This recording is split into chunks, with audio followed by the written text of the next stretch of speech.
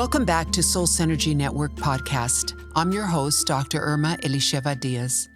Today's episode is for the people who are usually the strong ones, the steady ones, the reliable ones, the caregivers, the helpers, the fixers, the ones others lean on.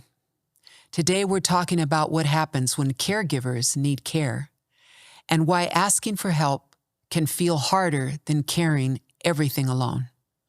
This is a conversation about vulnerability, about exhaustion that hides behind competence, and about redefining strength in a way that is sustainable, humane, and honest. If you are someone who shows up for others, as a caregiver, healthcare worker, first responder, chaplain, parent, partner, advocate, or quiet supporter, this episode is for you. The invisible burden caregivers carry is very real. Caregivers, you see, often carry two loads at the same time. They carry the visible one that everyone sees.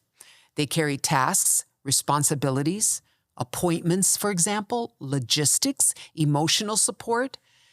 And then they carry the invisible ones: worry, vigilance, emotional labor, anticipatory grief, suppressed needs, chronic self-monitoring. Most caregivers were never taught how to receive care. They were taught to manage, to endure, to stay strong, to push through, to minimize their own needs. So when the caregiver begins to feel depleted, overwhelmed, or unwell, something very specific happens. They don't say, "I need help." They say, "I'm just tired." Or they say, "Other people have it worse." Or, "I'll rest when this is over." Or, "I can handle this." But caregiving doesn't usually end cleanly. And the cost of never asking for help quietly accumulates. So why is it that asking for help feels so hard? Let's talk honestly about the barriers. Number one, our identity. For many caregivers, being capable isn't just a role, it's identity. I'm the strong one. I'm the dependable one. I don't fall apart. So asking for help can feel like losing who you are. But here's the truth. Needing support doesn't erase your strength. It reveals your humanity. Let's look at shame. Many caregivers believe if I were stronger, I wouldn't need help. This is a false narrative, but it's a powerful one. Because shame convinces caregivers that needing care means failing at caregiving. But in reality, needing support is not evidence of weakness, it's evidence of the load. How about the fear of burdening others? Caregivers often think, "I don't want to add to anyone else's stress." So they carry more than they should until the weight becomes unsustainable. But support is not a burden when it is offered freely. And relationships are not meant to flow in one direction. Many times, caregivers, they have a loss of control. Caregivers often survive by staying in control. So asking for help means explaining needs or tolerating uncertainty or trusting others. For someone already living in uncertainty, this can feel terrifying. It can feel like you're losing a grip of what you've taken such good care of. But there is a cost of not asking for help. Because you see, when caregivers don't receive care, the body, mind, it eventually, they speak up on their own. They don't need you to verbalize it. Those parts of us are exhausted. It may show up as exhaustion that sleep doesn't fix, or irritability or emotional numbness, or anxiety or hypervigilance, resentment or guilt, physical symptoms, withdrawal from others, loss of joy or meaning. This isn't burnout because you didn't try hard enough.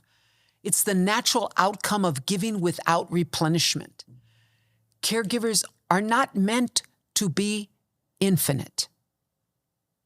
So let's try and redefine strength. Strength is not doing everything alone.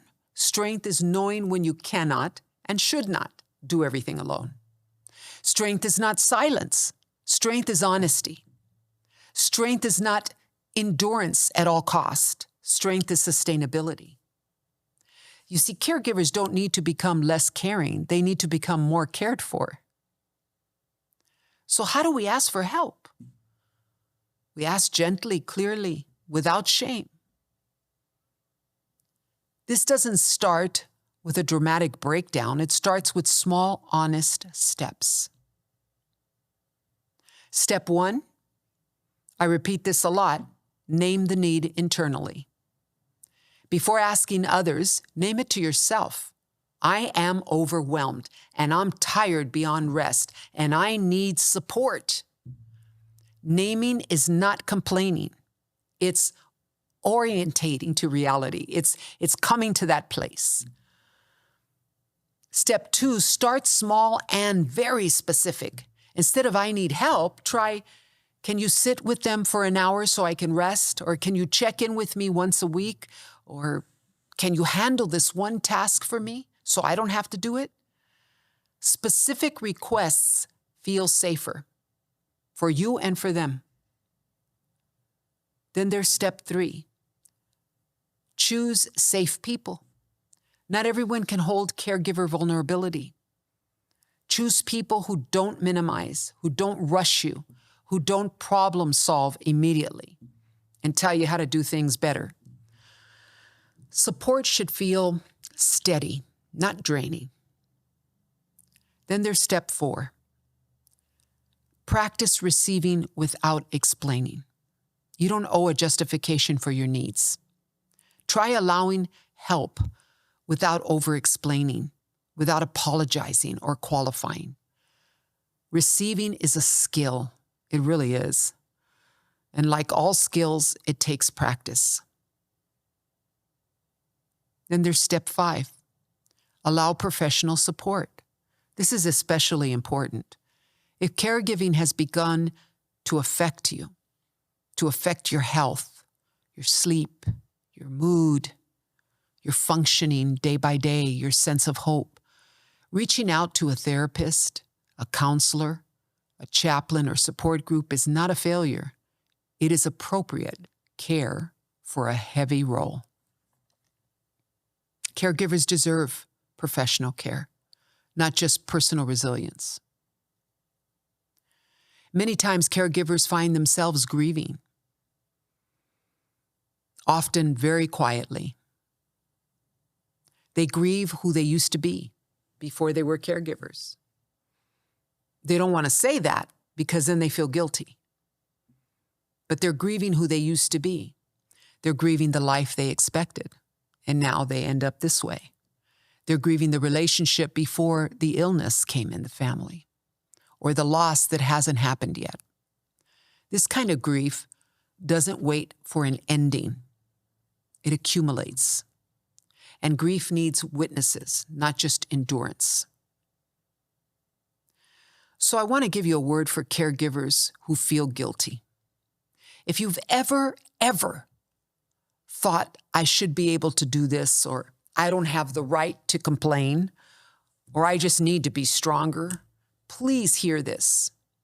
Your needs do not compete with the needs of those you care for. Your well-being is not optional. It is not.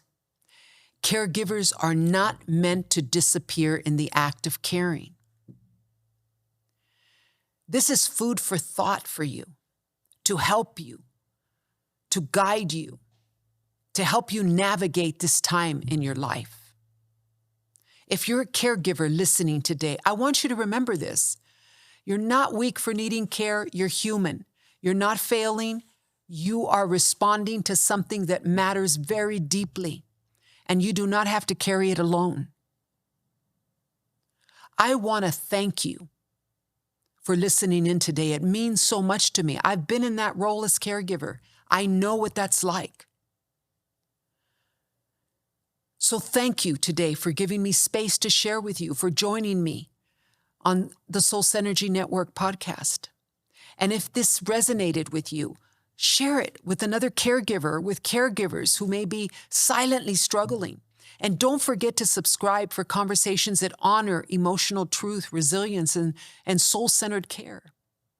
And if you want to reach me directly and drop me a line, you can email me at soulsynergynetwork@gmail.com. In the meantime, may you be supported as deeply as you support others. May your strength be sustainable. And may you remember even caregivers deserve care. Until next time, God bless you.